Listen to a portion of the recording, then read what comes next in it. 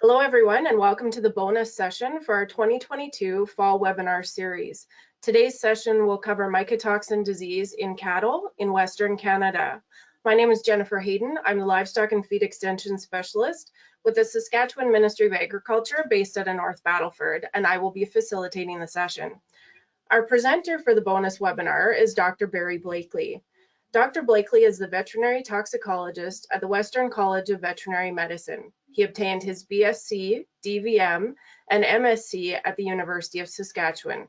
He completed his PhD in toxicology at the University of Cincinnati. In the past 40 years, he has provided instruction in a variety of toxicology courses to veterinary, graduate, and arts and science students. In addition, he supervised the diagnostic lab in the Prairie Diagnostic Services in the toxicology and nutrition.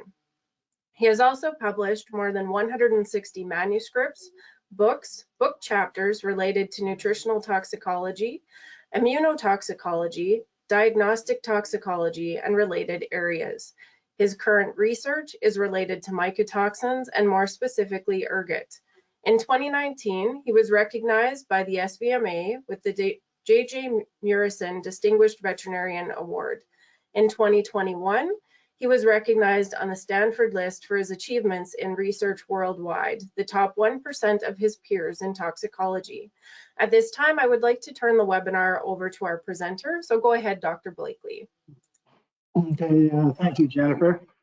The talk today will focus on mycotoxins. I have given a number of comparable talks to hog producers and sheep producers and other producer groups in Western Canada. The focus on my talk, I'll keep it practical and not too theoretical. Also emphasizing the issues in Western Canada. And I think I'll point out through the talk that what we see in Western Canada is not necessarily what is seen worldwide. So there are discrepancies in that aspect of it. So with that, we'll move on. And just to give you a bit of background, mycotoxins, they are classified as secondary fungal metabolites that are produced by molds and fungi and so forth. In terms of toxicity, indicate on the overhead there that they are toxic at microgram per kilogram concentrations. That's in the feed. Whereas most of the, I'll say, toxins that you encounter or medications, it's not microgram, it's milligram per kilogram. So these are really nasty little chemicals. So this is a problem worldwide. It's not just in Western Canada or in North America. In fact, worldwide is probably a bigger problem than it is even in Canada. But it's been emerging in the last few years because of a number of conditions, and I'll say generally global warming. And just to give you some idea on that, I mentioned there temperature and so forth. Some of the mycotoxins grow at, I'll say, normal temperatures, others at higher temperatures. Moisture seems to be the key factor. And if the spring is moist, and I'll say with ergot, for example, we get a lot of rainfall in the month of June, look out, we'll have ergot problems later on. Other considerations are some of these mycotoxins tend to grow in certain types of crops, and crop selection or crop rotation can minimize your problems. So for example, ergot, rye crops and grassy crops is where we see it. And rye is most susceptible. Triticale is another one that's very susceptible as well. But we see it in all grassy type crops. So you're not going to see it in alfalfa, and you're not going to see it in lentils and so forth. So depending on your crop rotation, and I realize that's dictated by economics sometimes and so forth, and weather, there are ways to control it, if you want to put it that way. So crop management is a big part of this. And I'll say historically, when Saskatchewan, Alberta, Manitoba were, I'll say, drier, crop management wasn't a big deal. You were just trying to get something to grow. But that has changed in about 2012, 13, 14, 15, and we were getting a little bit more moisture, and ergot raised its ugly head about 2015, big time. And today, and I'm talking about Prairie Diagnostic Services, which I oversee the lab there, approximately 40% of our caseload is directed at mycotoxins. So it's not a little bit, it's a significant portion. The remaining portion of the activities we see there are related to metals and nutrition and toxic metals like lead, and also we do a lot of vitamin analysis as well. So mycotoxin very significant. The other comment I would make is you're all familiar with the rainfall last year and this year, which last year I don't know if we had any. We didn't have a lot of mycotoxin problems because the mycotoxins, the molds wouldn't grow. A little bit more rainfall this year. I don't know the results this year because the crops are just coming off. But my suspicion is we'll have some mycotoxin problems, but not a big issue. And going back 5 or 6 years, which province is the worst? It depends on rainfall. In some cases, Manitoba was a disaster. In other years, Alberta was the problem. And in some years, Saskatchewan was the big concern. So it's highly variable. I can't predict it until after the event. But so you need to be aware of it. And certain parts of Saskatchewan this year, I don't think we're going to see a lot of big problems with mycotoxins. So I think this slide is probably particularly useful for your people in your industry. You encounter producers that have, I'll say, a big problem. Well, it could be infectious, it could be nutritional, it could be whatever, toxic. We don't know. And so you're maybe called out to have a look at it. So with mycotoxin problems, it's usually big. Also, another characteristic feature, and the animals don't all die overnight. So it's not like nitrate poisoning or an issue like that, or I'll say blue-green algae poisoning. It's not sudden death, and they tend to go downhill over a period of time. And part of the reason for this is the exposure is intermittent. This batch of feed was high, this next batch was low. And in general, it's relatively low contamination. So it's not an explosive outbreak. And because the mycotoxins are not normally distributed in the feed, parts of one feed sample may be, or feed shipment may be normal and others may be high. There's a big question raised with that, and that's representative sampling. And I'll point that out a couple of times. It's a real problem with this. And I've had a couple of producers that were getting results from the lab that were inconsistent with the clinical science. And when I had a chat with the individual, he indicated that the grain he was using or the feed he was using was in 10 different bins. And I said, did you sample from each bin? No, we just did one bin. And I said, well, send me in a sample from each bin. And the variation from bin to bin was tenfold. And that accounted for his variability. So representative sampling is critical. The other thing is many of these people, well, yeah, the cows are sick. Let's give them antibiotics. And there's been obviously, new restrictions on the use of antibiotics. These are mycotoxins. They are not infections. They don't respond to antibiotics. So there is no response to antibiotics, which is another tip-off. Typically, the contaminated feed is fed in the winter. In the summer, they're on pasture, they're grazing, and not likely a mycotoxin problem, but it's not zero. I have seen a few ergot cases in the summer. So it's usually a winter problem, and we'll talk about that a bit more later. So geography and climate play a role, and it's unpredictable, but if it's moist and the right temperature, and also intermediate to high temperatures on time, and the conditions are right for the mold to grow. The other circumstance is, we just changed the feed and they were fine up until last week, and now they're not doing so well. The feed consumption is down, and the key pattern there is they've changed the feed to a contaminated feed. The other factor I would point out here is fungal growth. And that's a poor indicator of mycotoxin content. Obviously, the molds are producing the mycotoxin, but they're not necessarily a direct correlation. So I've seen a number of grain samples that look pretty good to me, but are loaded with mycotoxins. And I've seen other samples, could be swath samples in years where we've had, I'll say, snow at this time of the year, and people are still trying to combine, and the rain and snow, they can't take it off until next spring. And those samples are usually rotten. The mycotoxin content in those samples is virtually zero, but the samples are rotten. So again, poor correlation between fungal growth and contamination. And finally, it's obviously a herd problem. It's not one cow or 2 cows or whatever, it's usually all of them are affected to varying degrees, depending on feed consumption. Now, in the broad perspective, from an agricultural point of view, food safety at the top of the list here. People obviously eat the grain as well, in addition to animals. So there's a big issue with food safety. And every country has their own guidelines, rules, and regulations, and so forth. Canada does as well. I would suggest that in the case of human and maybe animal in some instances, our standards are a little bit too high. We need to lower them a bit. And other countries that have a bigger problem with this have lower standards. And so we have trouble exporting grain to some of those countries that passes our standards, but not their standards. And I hate to get a shipload of grain back from some country because it doesn't meet their standards. The other issue on this, which I've been involved in a few little legal disputes, is animal welfare. In the case of ergot, where they get gangrene, well, you didn't look after your animals properly and so forth. Not necessarily true and so forth. So animal welfare, the animals don't do well. If you contact your veterinarian or egg specialist, and they may be able to help you out and say, oh, I think you need to switch feed.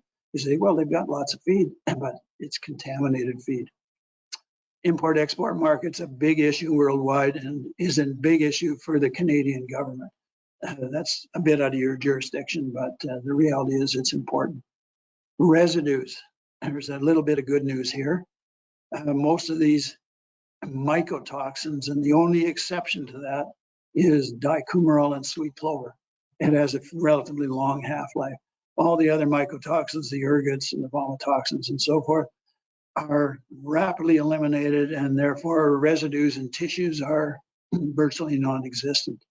And they can go in the milk, some of them, and that's a potential problem. We do not analyze tissue samples for mycotoxins because of this rapid metabolism. We just can't pick them up. They're too low. And the other good news is, if the animals were on contaminated feed, how long do I have to take them off the feed before they can be shipped or milked and whatever? And the good news is the withdrawal times are short. Ergot has a half-life of something like 12 hours or less. So it's long gone. Some of the effects, obviously gangrene is not going to disappear. Species differences. Some animals are way more susceptible. The good news for cattle, in terms of ergot, they're probably more resistant. So are poultry, but swine and sheep are very sensitive to it. And the other mycotoxins, the same thing. And the other issue here, and from a cattle point of view, is dairy versus beef. The dairy are pretty finely tuned critters, and I would suggest that the standards for dairy should be about 25% of what they are for beef cattle. Beef cattle can tolerate this a bit more. The other problem with ergot, of course, is it affects milk production, and so in the dairy operation, that's apparently not real good news, and so forth. The other problem that we encountered, and I'll talk about this a bit more later, but the standards from the CFIA, the federal government, are a little out of whack in some cases, and they're one of the reasons to justify that is we don't have good Canadian or Western Canadian data, which in fact is correct. And the American or the European data is not very applicable. So there's reasons why they've delayed, and we'll talk a bit about that more. Non-representative sampling, I mentioned that again. Highly variable, very difficult. We do our best in the lab. We have a set protocol to minimize the variability within the lab, but it's still not zero. But and in some jurisdictions, and there's been studies done on this, 92% of the variability is related to sampling, not 10% or 2%. It's 92%, which is a lot. Now, just to talk briefly about what we do in PDS, the instrumentation, and this applies to both the ergot alkalies. We have 2 panels, the ergot panel and another mycotoxin panel. We'll talk about each of those in a little more detail. But we analyze these with the high performance liquid chromatography. That equipment is worth about $1 million. Technically, to learn how to run this will take you about 6 months, so it's not something you can run out of a regular lab. So consequently, very few labs run this service. And so if you send in a sample today, it takes about 3 days minimum to analyze that sample. And in the case of ergot, we run, we'll talk about this, 6 alkaloids, the parent compounds, and then there's some, I'll call it conformational isomers that we run as well. And with the other group of mycotoxins, the vomitoxins and ochratoxin and zearalenone, there's 12 of them in that panel as well. Some you can get a bargain if you do both, but these are rather expensive analyses, and I think our prices are cheaper than most. And we only do feed evaluation. And so the process here is it's a silage sample, or when we dry the sample, and that takes 1 day, and then we grind the sample, and the grinding is critical. The bigger the particle size, the number you generate changes. And I had a graduate student that actually evaluated this aspect and won an award for this little study.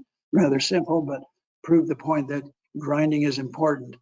And just recently, as of October 1st, the PDS has introduced a grinding fee charge. I think it's $30 a sample.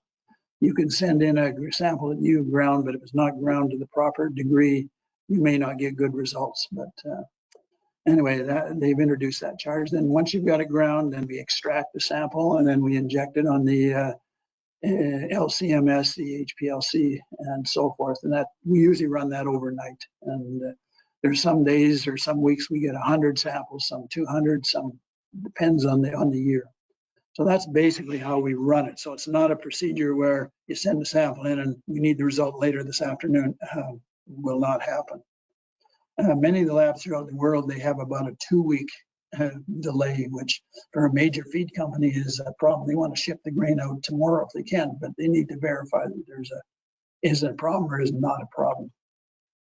Interpreting data, another big problem.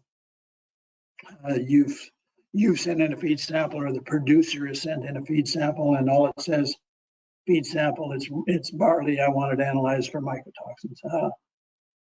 I need to know a little bit more detail in order to interpret it. So the interpretation that's written on the sheet is generic, and it kind of describes for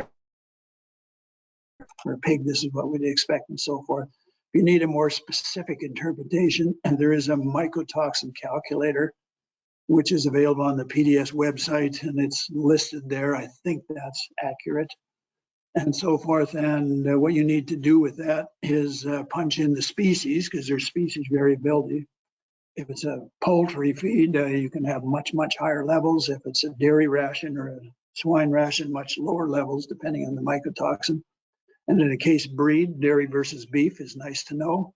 And age, the young tend to be more susceptible. But one of the more critical ones is the percent of the total mixed ration.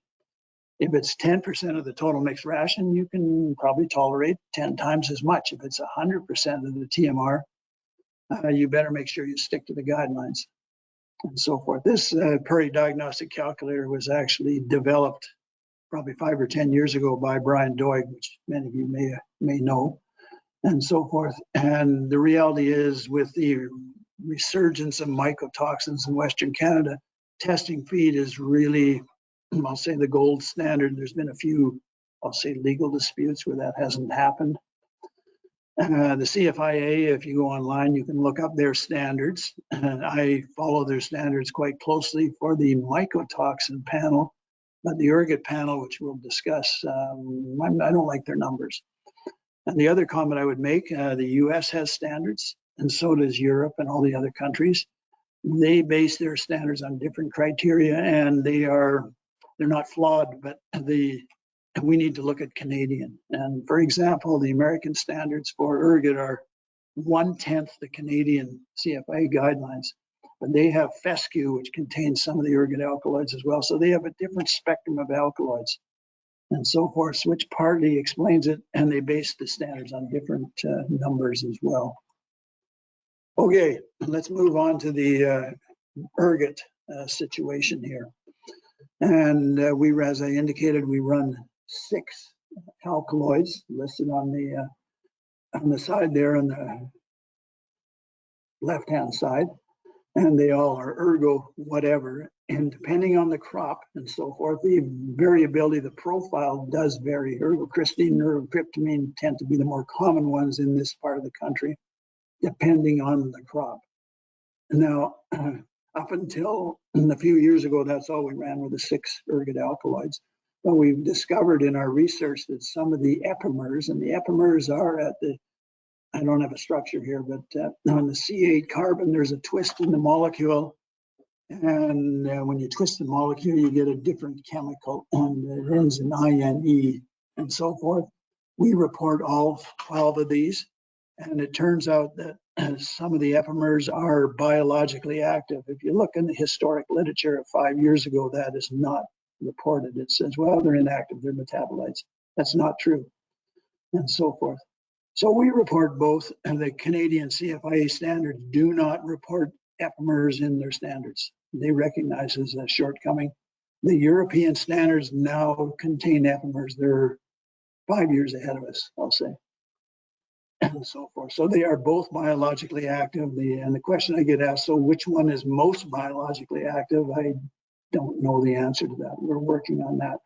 We assume right now they are similar, maybe not identical, but comparable. And the US standards, I don't know if they have the epimers in there yet or not. They probably do. And it was one of my grad students that discovered that the epimers had biological activity, which was recognized in big time down in the US on a number of the, I'll say, nutritional websites. They said, oh, you should read this paper. Now, ergot interpretation, I get lots of phone calls on this. The CFI guideline, and again, is based on alkaloid and epimers, but the CFI only recognize alkaloids. Their standards are 2,000 to 3,000 parts per billion or micrograms per kilogram. Based on our research, and I think that number should be, and this is beef cattle only, this is not swine or other species. Beef cattle, I think the number should be under 1,000. And we have seen clinical cases in cattle gangrene and so forth in Saskatchewan or Alberta, Manitoba at the 1,400 range. Clinical disease, no doubt about it, and so forth. So I think 1,000, don't go above that. And the US guideline is 200. And so the first question might say, well, how come their standard is 10-fold less than our standard? They have the same data in theory. Their standard is based on temperature and not so much on gangrene. And the temperature indicated below there in the ambient temperatures down in Texas, it gets pretty warm down there in the summertime, and they have a disease called summer slump. And the animals have heat exhaustion. They're overheated because the ergot alkaloids affect thermoregulation. So their standards are based on that. We have seen in Saskatchewan the heat exhaustion last year, the year before, in the month of March, when we had a spike in temperature. It got up to 25 degrees, which isn't particularly hot.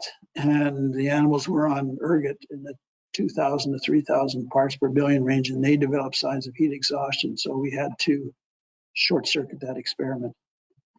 And again, the standards vary from country to country based on whether they consider the epimers or not.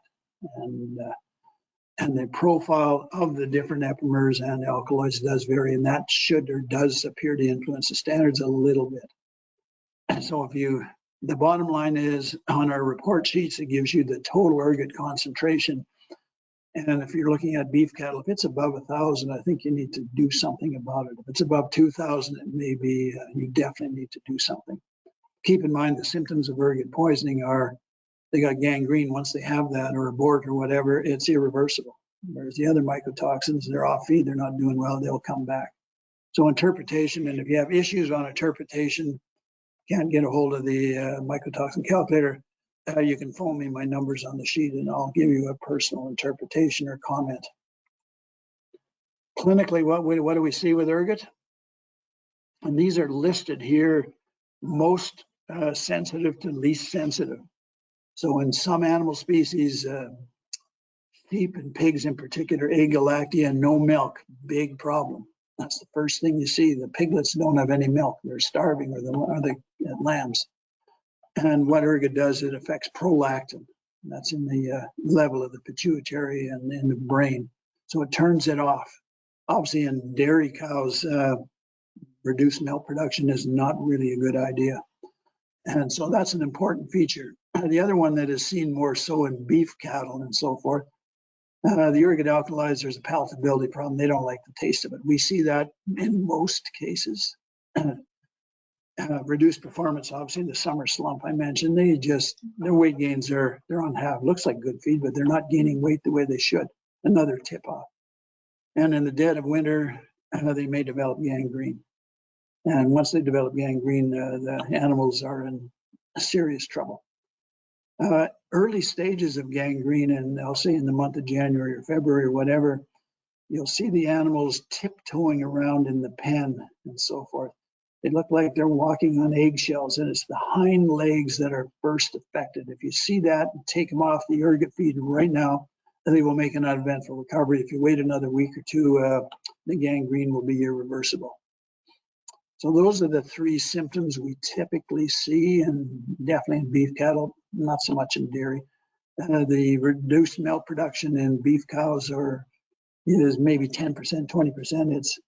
You're not measuring that, so it's hard to assess. You may see it in calves that are not growing as quickly as they should, but dairy cows are a little easier to measure. Now, abortion is reported big time in the literature. It causes uterine contraction and has some other mechanisms as well, but that's the main one. The spectrum of alkaloids we have up here are not the ones that cause abortion, so rarely is that a presenting complaint in Western Canada. In fact, I don't think that has not been the major issue. The other one that I get lots of phone calls on is thermoregulation. It causes vasoconstriction, and both due to temperature and in the hot summer or in the winter, gangrene. And the reality is, how does it affect spermatogenesis? That's very temperature sensitive, and we've done 3 studies on that in the last 3 years. And it turns out that thermoregulation and production of sperm is not a very sensitive indicator. The 3,000 parts per billion, you can actually feed 2 bulls and not have an impact on spermatogenesis. Some of the producers are not convinced of that. And the effect on spermatogenesis may in fact not be thermoregulation. It may be poor nutrition, or the animals may be just too young to when they're testing for the bulls and so forth. And if they retest them later on, trying to blame the ergot, I can't say as I've seen a case where spermatogenesis was definitely affected by thermoregulation. And the other comment I will make on the abortion situation, the ergot also causes contraction of the umbilical arteries and so forth. And there's been some speculation that some of the small calves we've seen in a herd situation are due to that effect and ergot. And we have identified ergot in those feeds. We haven't made the direct link yet, because by the time we see the small calf, the ergoty feed, which was fed months before, is long gone and so forth. So we've had a hard time confirming that, but it's likely suspicion. And it's in the human literature that ergot will produce small babies. Same mechanism, I suspect. Now, the other one that we have not seen is CNS excitation. This is partly due to the fact that we see the wrong ergot chemicals, alkaloids and epimers up here. Very common in ryegrass in the US. And the chemical that's involved in this is, well, all the ergot alkaloids are related to LSD. And LSD obviously has neurologic effects. If you see animals with that, the concentration of ergot in the feed is extremely high. If you take them off the feed in a day or so, they'll make an uneventful recovery. So these numbers here are primarily focused on beef cattle in, I'll say, Saskatchewan. So we'll leave ergot at that point. The other test mycotoxin panel we run is listed here, and you can, if you count them up, I think there's 12 different mycotoxins or derivatives of mycotoxins. And you will see the first one there's a 3-acetyl and a 15-acetyl deoxynivalenol. That is basically vomitoxin, or DON is the other name. And I call the 3 and 15-acetyl forms as masked mycotoxins, and there are other examples of that. So whether you've stuck on an acetate group or a sugar molecule, a glucuronide type situation, our method does identify those. Some of the ELISA methods do not necessarily pick those up. So I've related the occurrence of these on the side there, 3 and 15 acetyl. We see occasionally. Vomitoxin is #1 on the list in this group. And the other ones, diazoxyserpinol and valinol, obviously occasionally. HT2 and T2 toxin, very common, or not very common, but more common than some. And I associated that primarily with corn, grazing corn. So when I have a corn sample, the animals aren't doing well. It could be grain overload, depending on how they're managing it. But that's where we see the HT2 and T2 toxin. And HT2 is really potent. We'll talk about that here in a second. Aflatoxin, which causes liver damage, is a big problem worldwide, but is a non-issue in Western Canada, with one exception. Unless you brought it in from the grain in from the US, you may see it. Also, there are reports of aflatoxin on BC in the poultry rations. Zearalenone, which is another big problem in the US, primarily associated with corn. We run it here routinely and rarely do we see it. Ochratoxin, that one causes kidney damage. I see that occasionally. And fumonisin is rarely diagnosed, and it's a tough one to pick up clinically as well. Now, to summarize this in terms of what have we seen in our lab in the last 2 years, maybe not representative, but 75% of the samples testing at, I'll say, a clinically relevant level are ergot. 25%, I'll change that to 20%, are vomitoxin. And the other 5%, I'll say the most of them are HT2 or T2. So those 4 mycotoxins account for almost all of the high grain samples. We can see it in silage, and we can see it in pelleted rations. In fact, if there's a pellet ration containing screenings, look out. Ergot, that was a major problem. And because a lot of these screenings are loaded with ergot sclerata. And they could contain some of the vomitoxin, the tombstone disease and altered kernels as well. So most of our problems are related to ergot, but it does vary from area to area and so forth. So testing is recommended if you think you have these problems. So the trichosakine mycotoxins, these are the ones that I just talked about. These are the standards, and this is where the confusion really comes in. And these are CFIA guidelines, basically. I've modified them mildly, but as you can see, the standards for the 3-acetyl and the vomitoxin forms are 5,000, diazoxyserpinol, DAS, and nevalinol are all 5,000. Those are pretty high numbers compared to some of the other ones. And whereas you can see HT2 is 100 and the T2 is 1,000. So when you get your printout of all your various mycotoxins, there's a little bit of the DON, a little DAS and so forth. You need to massage these numbers and correct for the concentration susceptibility differences. And that's where the mycotoxin calculator comes in. And so what you do is you punch in the percent of the ration, the TMR, you punch in the species, and you punch in the concentration of each of these mycotoxins, and it will give you a printout. These are beef standards, by the way.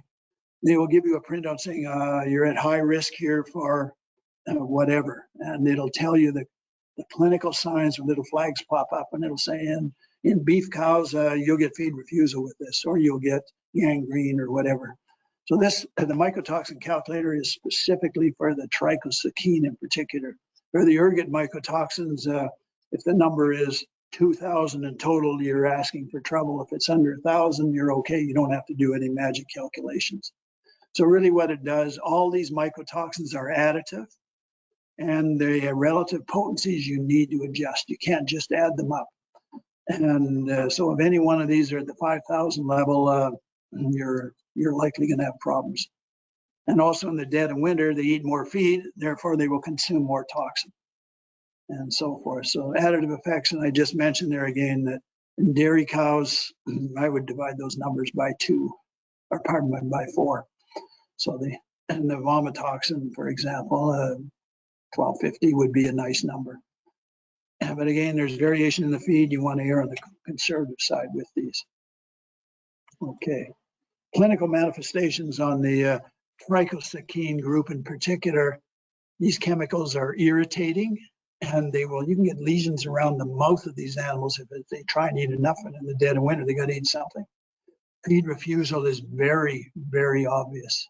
You think they should be eating 20 kilograms a day, and they're maybe eating 5 or 10 kilograms a day, not good. And especially if they're pregnant animals. If they do ingest it, which they will, it is irritating and it causes diarrhea and rumen stasis. So they'll have GI upset. Again, they're sick. They really don't want to eat it.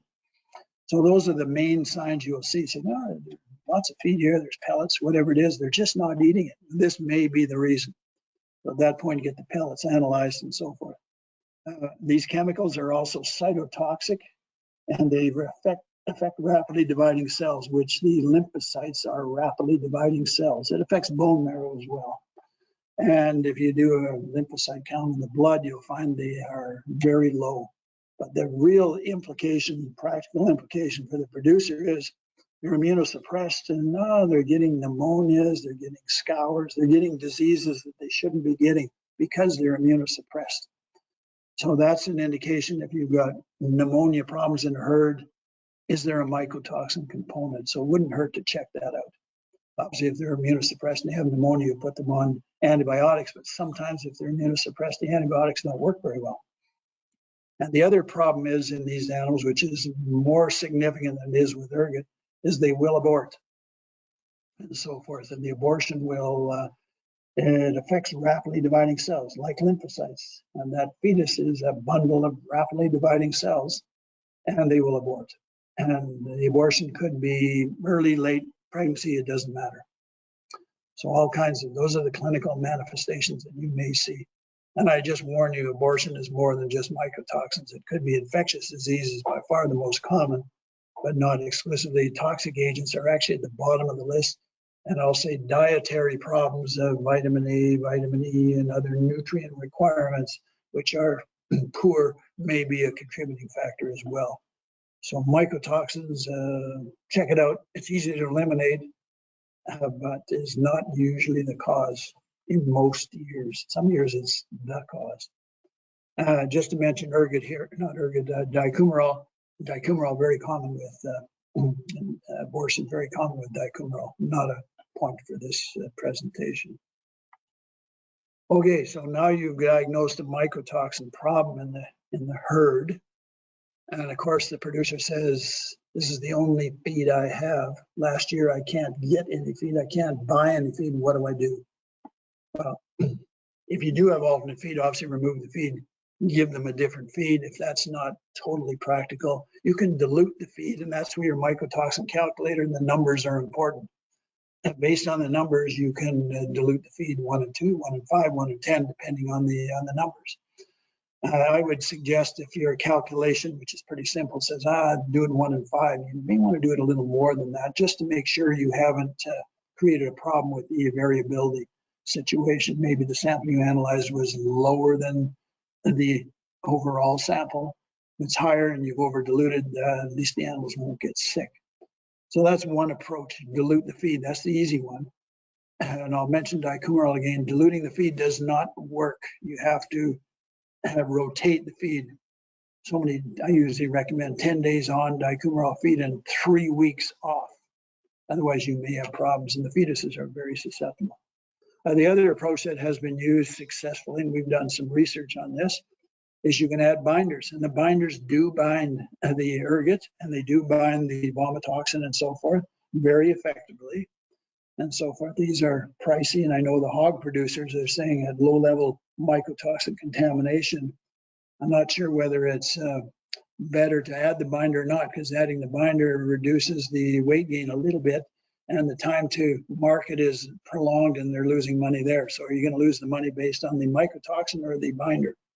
But binders do work, and we've done some studies with ergot, and they definitely help. No doubt about it. I won't promote any particular binders. Most of them are clay or diatomaceous earth or charcoal. They all seem to work fairly well. Some of them are pretty sophisticated, and you're paying for that. I'm not sure they're necessarily better from a cost point of view. If you can't avoid feeding these at low levels and so forth, and the most susceptible animals are the pregnant cattle. And if you can avoid feeding it to pregnant animals, good idea. Not always possible and so forth. And again, abortion is at the top of your list there. What a number of the grain companies are now doing are they're color sorting the samples.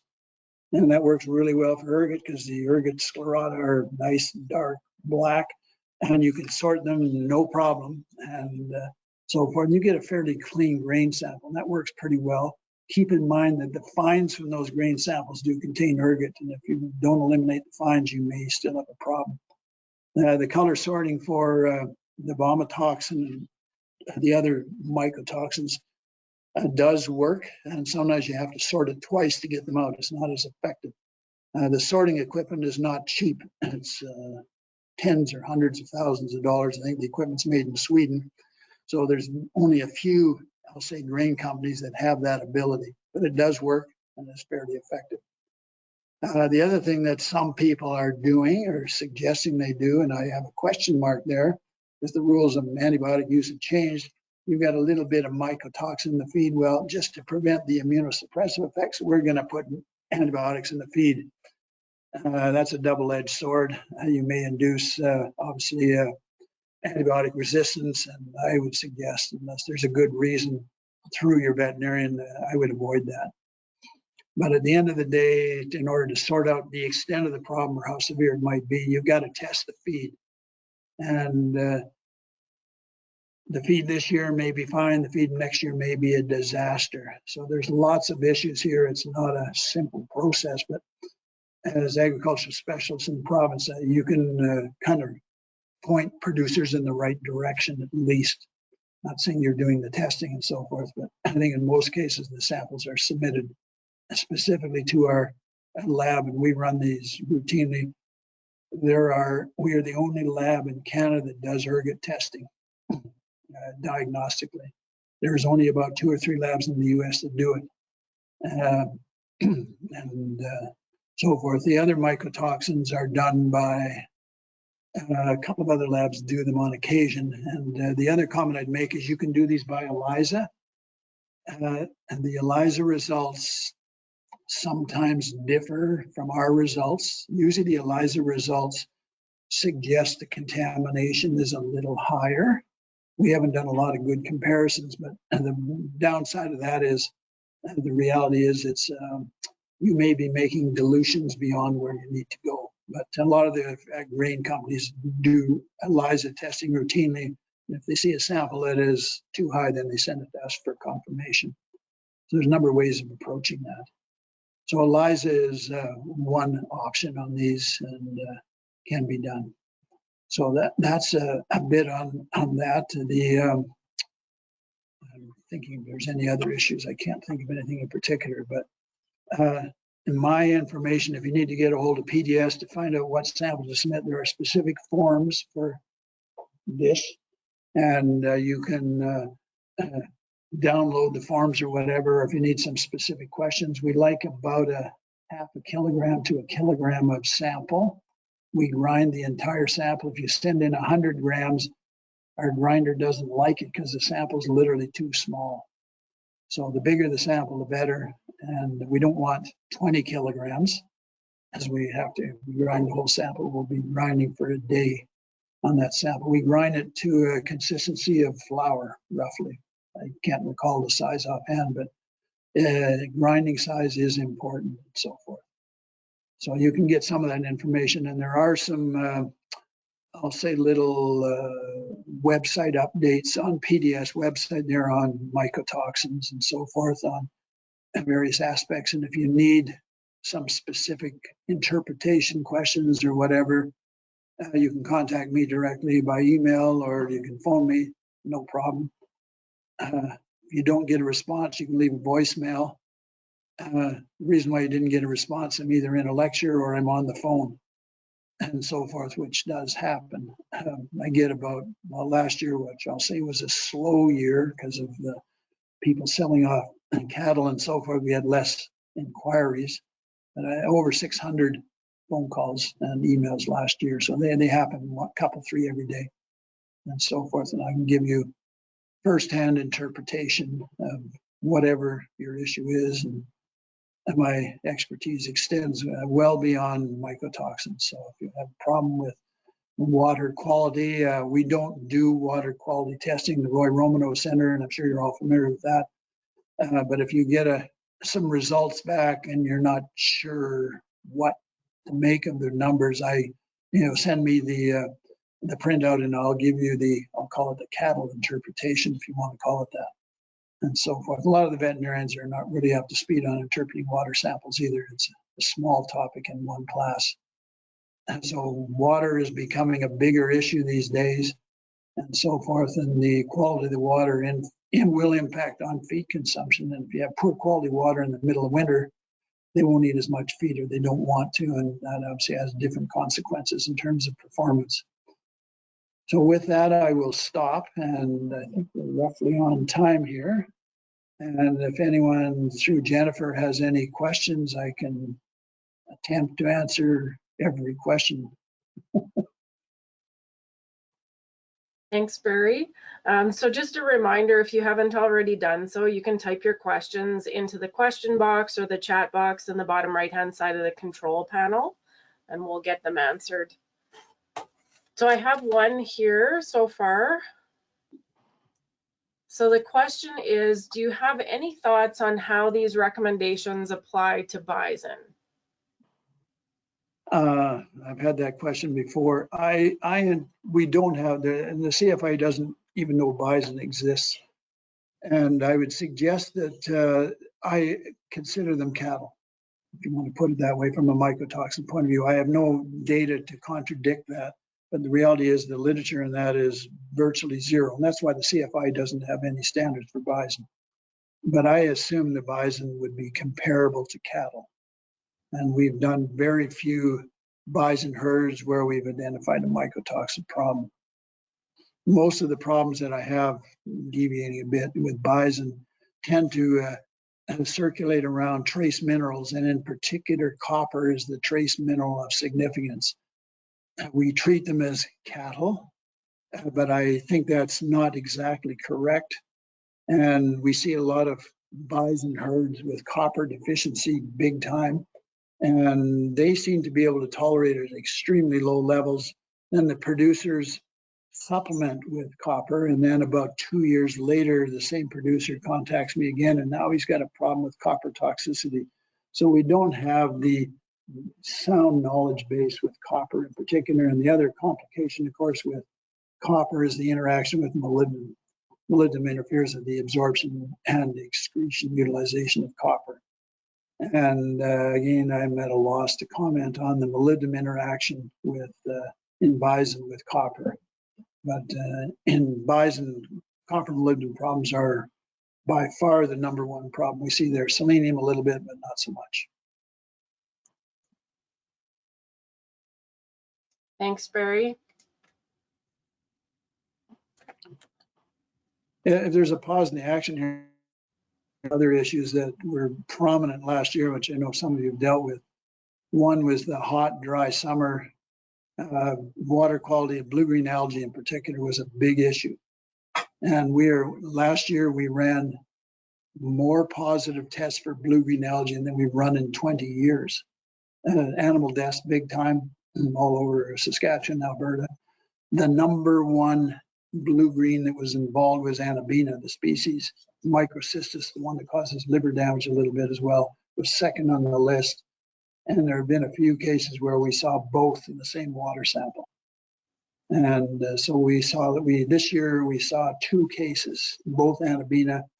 Was not quite as hot this year, if you want to put it that way.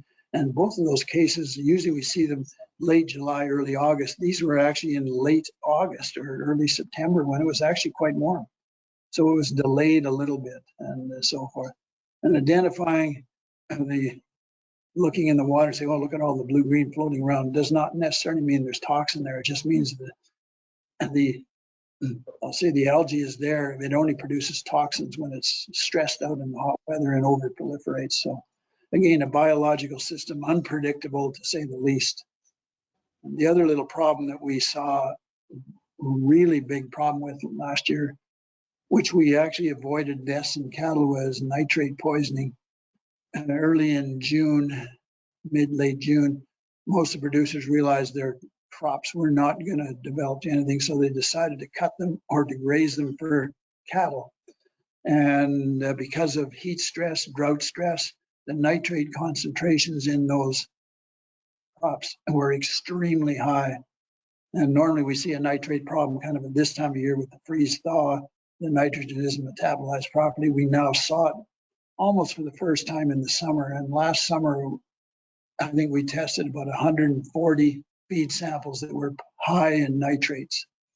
But we did not see a lot of deaths in cattle, and for two reasons. One, the animals weren't fed the feed, they avoided it, so they were proactive on that.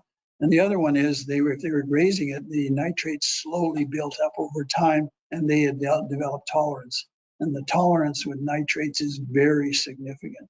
You can tolerate a high nitrate feed if they adapt to it.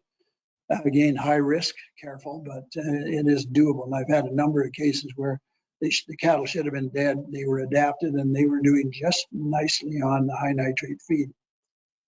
Keep in mind that nitrates do cause abortion as well. I don't know if the pregnant cows, the fetuses, have the same ability to tolerate or not. I suspect they did, but probably because the mother could metabolize it.